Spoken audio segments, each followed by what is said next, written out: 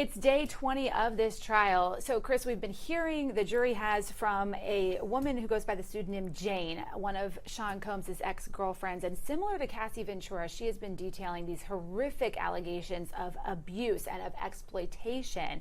So the defense now has to cross-examine her, as they have done Cassie and another one of the ex-girlfriends. So how do they handle yet another case like this? So what the government's trying to do is show a pattern of conduct on the part of Sean Combs in what they've alleged in the indictment. And what the defense is going to do is break her down, and similar to what they've done with the last two, is try to show that she was in this willingly. She was in this relationship willingly, did not leave, and they'll have plenty of text messages, plenty of cards and letters or whatever that'll show that she was in the relationship, she was enjoying the relationship, and that she willingly came back time and time again.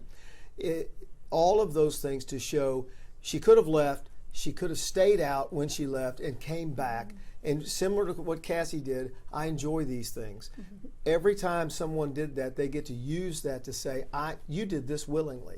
But is the testimony from the women about coercion and control saying, like, well, look, he paid my rent, he controlled every aspect of my life, is that enough for the jury to convict on sex trafficking charges? It can be. It just depends on what aspect of this the jury falls on. I say the defense is saying that's not sex trafficking. That's just someone who's a bad actor, mm-hmm. who's a bad person, a bad human being. That's not sex trafficking under the law. And so the jury may say, we agree with the defense. That's not sex trafficking. Or they may say, under these elements of sex trafficking, we agree with the government. Yeah. We'll just have to wait and see. Combs' team is asking for another mistrial, alleging that there was false testimony when Cassie Ventura was on the stand. We're expecting a ruling from that perhaps today. Is this a good move by the defense to keep asking for a mistrial? Well, so every time the government does something that we feel as defense attorneys that we feel violates our client's rights, we have a duty to make a motion for a mistrial to protect that error, protect the record, so that later on appeal we have something to argue about on appeal.